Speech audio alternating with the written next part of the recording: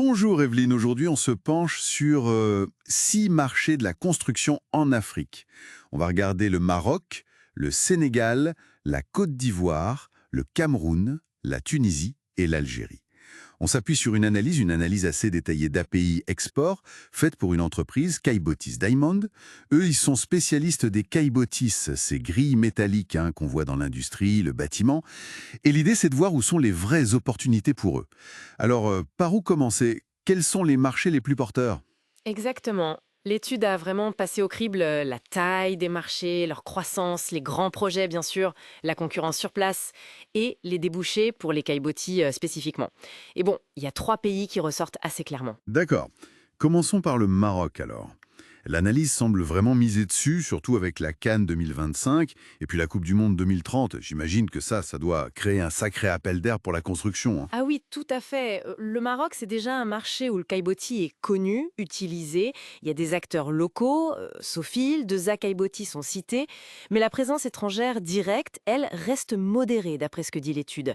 Et puis, il faut voir que la France est déjà le premier fournisseur pour le BTP marocain. Donc, avec toute cette effervescence autour des infrastructures sportives, mais pas seulement, ça paraît une porte d'entrée assez logique. L'analyse le recommande fortement comme première étape. Logique, oui, très clair. Et juste à côté, il y a l'Algérie. Le rapport mentionne aussi un gros potentiel là-bas. Beaucoup de projets d'infrastructures, une demande forte dans l'industrie, le pétrole, le gaz. Oui, mais c'est un profil un peu différent, moins lié à l'événementiel sportif, peut-être plus structurel.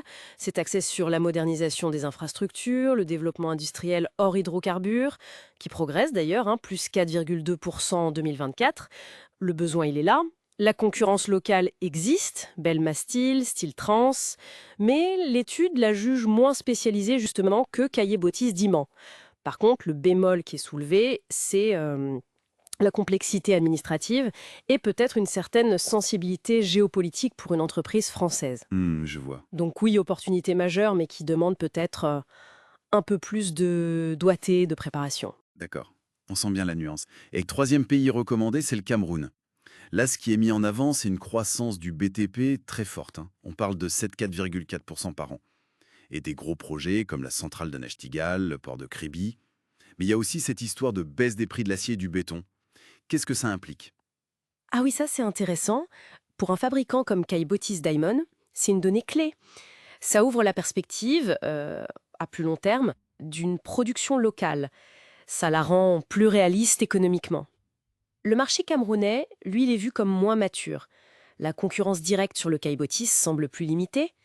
L'étude parle surtout de distributeurs généralistes, type Bernabé, et il y a une demande qui monte pour des matériaux sûrs, durables. Donc là, c'est plus un pari sur l'avenir. C'est un peu ça, un pari sur la croissance future, avec cette possibilité d'implantation industrielle derrière.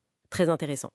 3 pays, 3 stratégies possibles finalement. Le Maroc pour la maturité et les événements, l'Algérie pour l'industrie et la proximité, et le Cameroun pour la croissance et le potentiel de production locale. Et rapidement, les 3 autres pays étudiés, Côte d'Ivoire, Sénégal, Tunisie. Pourquoi ils sont moins prioritaires d'après l'étude? Des situations plus mitigées, c'est ça, plus nuancées. Prenez la Côte d'Ivoire. Croissance impressionnante du secteur, 26%. Le secteur minier en plein boom, c'est un débouché parfait pour les calbotis. Mais voilà, l'analyse dit manquer d'infos précises sur ce segment de marché spécifique. C'est un peu frustrant, quoi. D'accord. Un potentiel peut être là, mais moins bien documenté. Et le Sénégal? Alors, le Sénégal, il y a eu un petit ralentissement récent, moins 5,2% en 2024. Mais il y a des projets importants qui arrivent. Des logements sociaux, les JOJ en 2026 et surtout le climat tropical. Ça rend les caillebotis, avec leur résistance à la corrosion, très pertinents.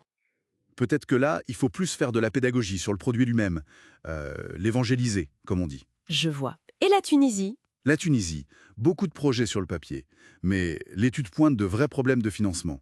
Depuis le retrait d'investisseurs étrangers, c'est compliqué. Et ça rend la concrétisation de ces projets assez incertaine. C'est le gros point noir là-bas, visiblement. On voit bien les différences, oui. Au final, qu'est-ce qu'on retient comme fil conducteur de cette analyse?